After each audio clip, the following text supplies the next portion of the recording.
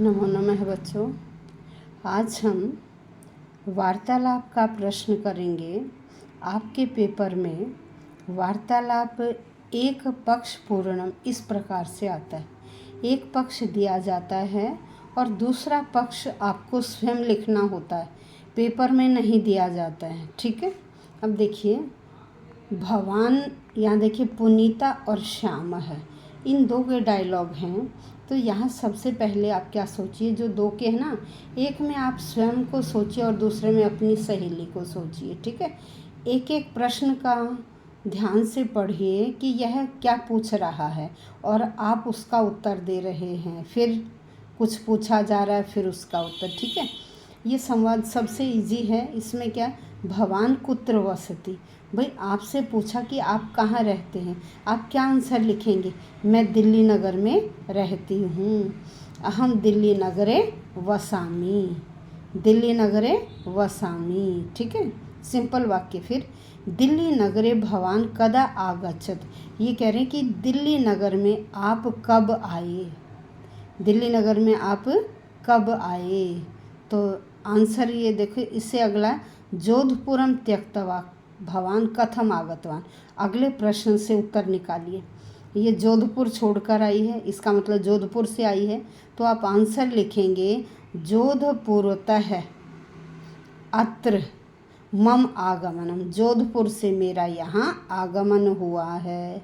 ठीक है, आपने अगले प्रश्न में से निकाल लिया, क्योंकि अगले में कहा गया था जोधपुरम त्यक्तवा, मैं जोधपुर को छोड़कर आप यहाँ कैसे आए। ठीक है, तो आपका आंसर हो गया कि मैं जोधपुर छोड़कर यहाँ आई हूँ। ठीक, अब अगला देखिए, जोधपुरम त्यक्तवा भवान कथम आगतवान, कह रहे जोधपुर को छोड़कर आप यहाँ कैसे आए। ठीक है, अब अगला देखिए, उससे आंसर निकलेगा। अगला देखिए, किम जोधपुरे उच्च शिक्षायाः व्यवस्था नास्ति, क्या जोधपुर में उच्च शिक्षा की व्यवस्था नहीं है। इसका मतलब यहाँ क्या आंसर दिया गया है कि मैं उच्च शिक्षा के लिए यहाँ आई हूँ।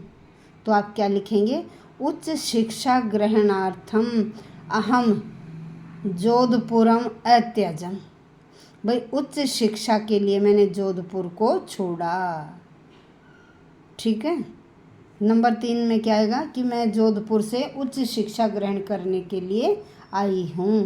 तो जोधपुर क्या, उच्च शिक्षा ग्रहणार्थम अहम जोधपुरम अत्यजम। ठीक है, अब नेक्स्ट में क्या है, इन्होंने कहा कि जोधपुर में उच्च शिक्षा की व्यवस्था नहीं थी। ठीक है, फिर उससे अगला देखिए, अच्छा कल्याणकारिणी भवतु दिल्ली तव कृते, तुम्हारे लिए दिल्ली क्या हो, कल्याणकारी हो। तो अब इसके आंसर में आप क्या दोगे, श्याम ने क्या आंसर दिया कि जोधपुर में उच्च शिक्षा की अच्छी व्यवस्था नहीं है, जोधपुरे उच्च शिक्षायाः तादृशी व्यवस्था नास्ति, यादृशी अत्र, जैसे यहाँ दिल्ली में है ना, जैसे यहाँ दिल्ली में व्यवस्था है ऐसी वहाँ व्यवस्था नहीं है। तो क्या आंसर दिया, जोधपुरे उच्च शिक्षायाः तादृशी व्यवस्था नास्ति यादृशी अत्र, जैसी यहाँ है। इसमें तो देखो यहाँ मंजूषा दे रखी, लेकिन पेपर में मंजूषा नहीं आती है, आपको स्वयं भरना होता है। ठीक है, अब नंबर 5 में क्या लिखोगे आप, इन्होंने कहा अच्छा कल्याणकारी हो, कौन, दिल्ली आपके लिए, दिल्ली आपके लिए कल्याणकारी हो।